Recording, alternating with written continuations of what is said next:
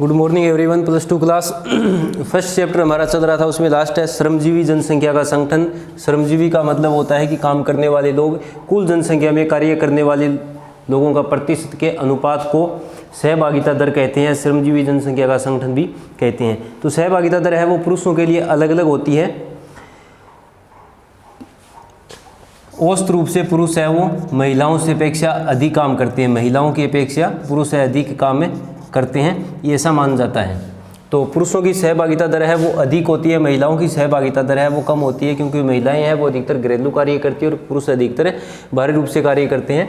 तो घरेलू कार्य की कोई आर्थिक रूप से उसको लाभकारी नहीं माना जाता, इसलिए पुरुषों की सहभागिता दर अधिक होती है। अब इसमें श्रमिकों को 3 भागों में बांटा गया है। एक होता है मुख्य श्रमिक। मुख्य श्रमिक, श्रमिक होता है कार्य करने वाला या मजदूरी करने वाला। ऐसे लोग जो एक साल में 183 दिन से अधिक काम करते हैं, एक वर्ष में 183 दिन से अधिक काम करते हैं, वो मुख्य श्रमिक के अंतर्गत आते हैं।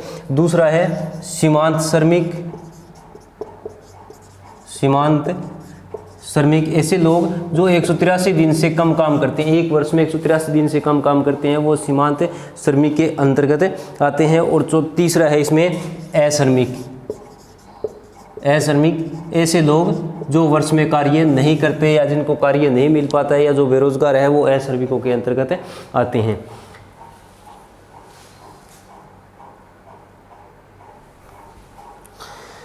उसके बाद में व्यावसायिक संगठन। व्यवसाय का मतलब कार्य से होता है कि कोई भी व्यक्ति के, किसी व्यक्ति के व्यवसाय, कार्य, धंधे या पैसे, व्यापार इत्यादि को व्यावसायिक संगठन के अंतर्गत रखा जाता है। मनुष्य के कार्य को मुख्य रूप से 4 भागों में बांटा जाता है। प्राथमिक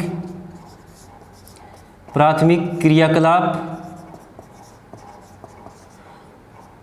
अब प्राथमिक क्रियाकलाप है वो प्रकृति से जुड़े हुए कार्य है, क्योंकि इसमें कृषि, जो लोग कृषि करते हैं उनको प्राथमिक के अंतर्गत मानते हैं। कृषि के बाद में है पशुपालन, मछली पालन,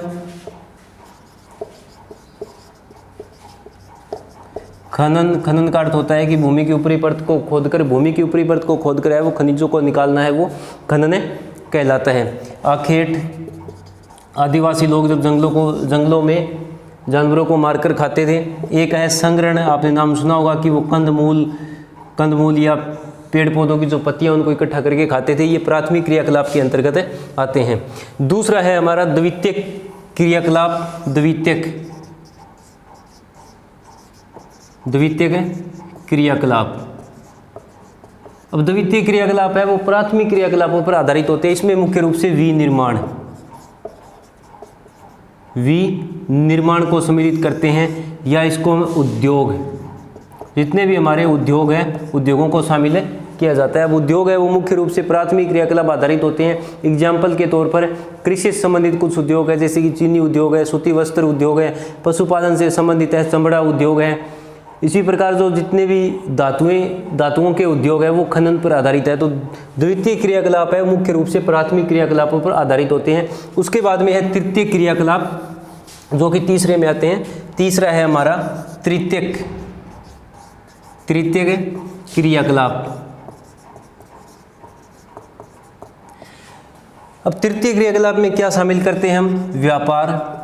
व्यापार में वस्तुओं को एक स्थान से दूसरे स्थान की ओर लेकर जाना है, व्यापार कहलाता है। उसके बाद में है परिवहन। अब व्यापार के लिए परिवहन की आवश्यकता होती है।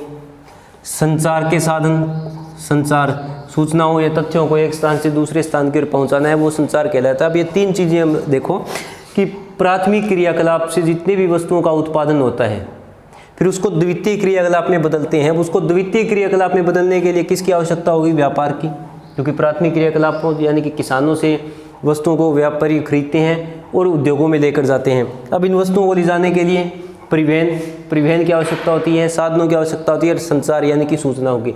तो प्राथमिक, द्वितीयक और तृतीय क्रियाकलाप सभी एक दूसरे से संबंधित हैं। 3 मुख्य। उसके बाद में एक और है चतुर्थ क्रियाकलाप। आपकी बुक में 3 दिए हैं, एक और है चतुर्थक क्रियाकलाप। चतुर्थक क्रियाकलाप। अब चतुर्थ क्रियाकलाप क्या है? शिक्षक, वैज्ञानिक, डॉक्टर, ये सारे हैं वो उच्च स्तर के लोग हैं, सारे ये बुद्धिजीवी लोग हैं, तो वो चतुर्थ क्रियाकलाप के अंतर्गत आते हैं और सभी का एक दूसरे के लिए बहुत ही महत्वपूर्ण कार्य होता है, एक दूसरे पर निर्भर करते हैं। तो जिनसे अपनी आजीविका बांटा जाता है, प्राथमिक, द्वितीयक और तृतीयक 3 भागों में इसको बांटा है। अब इसके लास्ट में पैराग्राफ में मिलेगा हमें, लेकिन 2001 की जनगणना में 1981 की जनगणना की भांति श्रमजीवी जनसंख्या को निम्नलिखित 4 समूहों में बांटा है। एक है कृषक। कृषक क्या होता है? खेती करने वाला। पहला है कृषक जो कृषि करता है। दूसरा है इसमें कृषि मजदूर जो खेतों में मजदूरी करते हैं, कृषि मजदूर। और तीसरा है घरेलू औद्योगिक श्रमिक। घरेलू औद्योगिक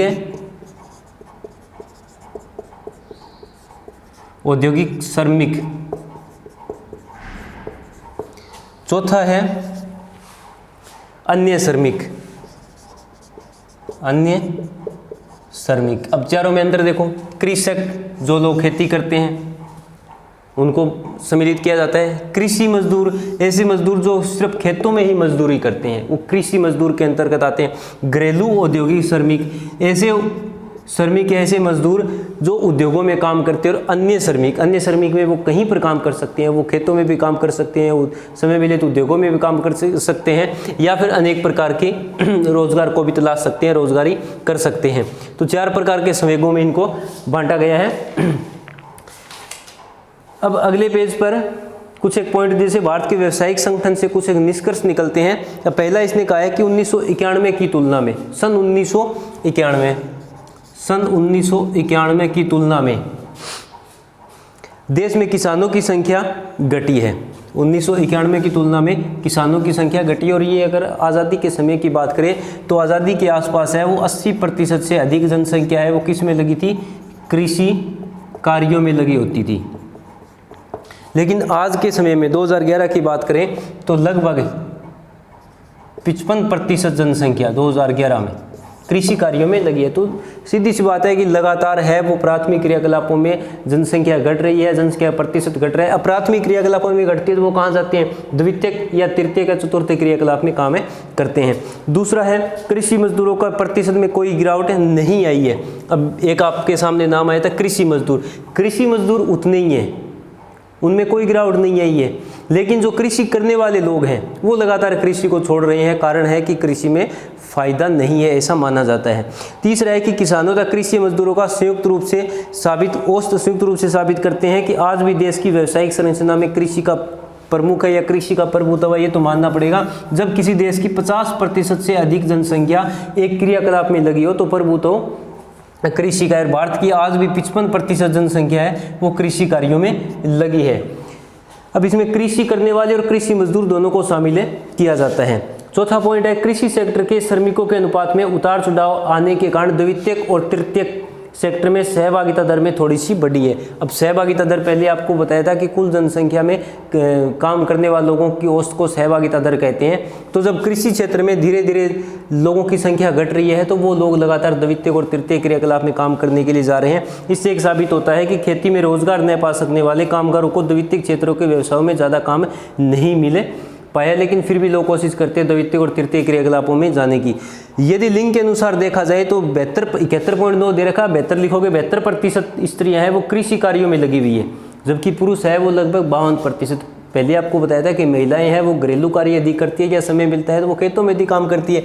72% महिलाएं क्या करती है? 72% महिलाएं हैं वो घरेलू और कृषि कार्य, जबकि 52% पुरुष घरेलू और कृषि कार्य करते हैं। 72% ये महिलाओं के लिए है। महिलाओं की सहभागिता दर कृषि और घरेलू कार्य में अधिक होती है। 7वां पॉइंट है इसमें गैर कृषि कार्यों में 28% स्त्रियां कामगार। गैर कृषि 100% में से 72% किस में लगी है? घरेलू और कृषि कार्यों में। कितनी बच गई?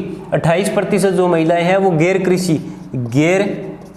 कृषि कार्य। अब गैर कृषि कार्य क्या होते चाहिए, उसमें द्वितीय क्रियाकलाप आ जाए, तृतीय या चतुर्थ क्रियाकलाप में महिलाएं लगी हुई है। द्वितीय, तृतीय और चतुर्थ क्रियाकलाप में जो महिलाएं लगी हुई है वो गैर कृषि कार्य के अंतर्गत आता है। 8वां है कि कृषि क्षेत्र से गैर कृषि क्षेत्र में कामगारों का थोड़ा बहुत स्थानांतरण जहाँ शुभ संकेत है वहीं घरेलू उद्योगों का बढ़ता महत्व भी उल्लेखनीय है कि लोग कृषि क्षेत्र को छोड़कर दूसरे क्षेत्रों में जा रहे हैं, तो द्वितीय और तृतीय क्रियाकलापों के शुभ संकेत है, लेकिन कृषि के लिए शुभ नहीं है। लेकिन फिर भी उद्योगों का महत्व है वो लगातार बढ़ता जा रहा है। 9वां पॉइंट है विनिर्माण व्यापार। विनिर्माण का मतलब उद्योग होता है, व्यापार एक स्थान से दूसरे स्थान की और वस्तुओं का आदान प्रदान करना। उद्योग ऐसे क्षेत्र या ऐसी संस्था या ऐसी इमारत जहाँ पर वस्तुओं को बनाया जाता है। परिवहन, वस्तुओं को एक स्थान से दूसरे स्थान की ओर भेजना। भंडारण है, ये सभी अन्य सेवाओं में गैर कृषि कार्यों में कुल लगभग 42%, 41.65 है, 41.65% दे रखा है। इसको आपको लिखना है कि 42% जनसंख्या या 42% लोग इसमें लगे हुए हैं। आपका ये फर्स्ट चैप्टर है वो कंप्लीट होता है। अब इसके बाद में पीछे अगर क्वेश्चन देखें तो वेरी शॉर्ट या शॉर्ट, लेकिन लॉन्ग क्वेश्चन है इसमें कुछ। भारत में जनसंख्या का क्षेत्रीय वितरण बहुत असमान है, ये शुरू में दिया गया है। राज्यों और जिलों के उपयुक्त उदाहरण देना है इसमें। 1901 से 2001 की जनसंख्या वृद्धि की विवेचना कीजिए। हमने शुरू में किया था कि जनसंख्या किस दर से बढ़ी है। भारत की जनसंख्या घनत्व का राज्य स्तरीय वितरण, ये भी हमने पढ़ा था कि क्षेत्र अनुसार वितरण है वो जनसंख्या घनत्व है वो उसमें फर्क पाया जाता है। जैसे कि दिल्ली में जनसंख्या घनत्व 11,000 से अधिक है, इसी प्रकार बिहार में 1102, पश्चिम बंगाल में 1029, जबकि अरुणाचल प्रदेश में कितना है, सिर्फ 17 व्यक्ति प्रति वर्ग किलोमीटर है। फिर है भारत में नगरीकरण में वृद्धि की प्रवृत्ति की विवेचना कीजिए। आपको पहले बताया था कि किस प्रकार से भारत में धीरे धीरे नगरों में स्थानांतरण लोगों का हुआ है, प्रवास के कारण अधिक जनसंख्या बढ़ी है। भारत में नगरीय जनसंख्या वर्णन कीजिए कि भारत में कितनी नगरीय जनसंख्या पाई जाती है। 68.8% जनसंख्या नगरीय पाई जाती है। महाराष्ट्र, तमिलनाडु, केरल, गोवा, गुजरात जैसे कुछ राज्य जहाँ पर राष्ट्रीय औसत से अधिक नगरीय जनसंख्या पाई जाती है वो इसमें बताना है। जनसंख्या के धार्मिक संगठन पता है कि भारत एक विशाल देश है, यहाँ पर अत्यधिक जनसंख्या अनेक धर्मों के लोग रहते हैं। भारत का मुख्य धर्म है हिंदू है, जो कि बहुसंख्यक है। इसके अलावा अल्पसंख्यक समुदाय भी है, जैसे कि मुस्लिम, सिख, ईसाई, बौद्ध, जैन आदि। उसके बारे में बताना है वो कहाँ कहाँ पर रहते हैं, अधिक जनसंख्या कहाँ रहती है। भारत में भाषा परिवारों के भौगोलिक वितरण। भाषा परिवार हमने पढ़ी थी कि भाषा एक ऐसा साधन है जिससे कि लोग एक दूसरे से संगठित होते हैं, एक दूसरे के नज़दीक आते हैं। उसके बाद में कुछ आर्य भाषाएं थी, ऑस्ट्रिक भाषाएं, द्रविड़ परिवार वो भाषाएं, उनके बारे में बताना है। और भारत की जनसंख्या वृद्धि की विभिन्न अवस्थाएं। अब जनसंख्या वृद्धि की जनांगीय संक्रमण में हमने पढ़ा था अवस्था क, अवस्था ख, अवस्था ग और अवस्था गह। तो आपका ये लेसन है वो कंप्लीट होता है।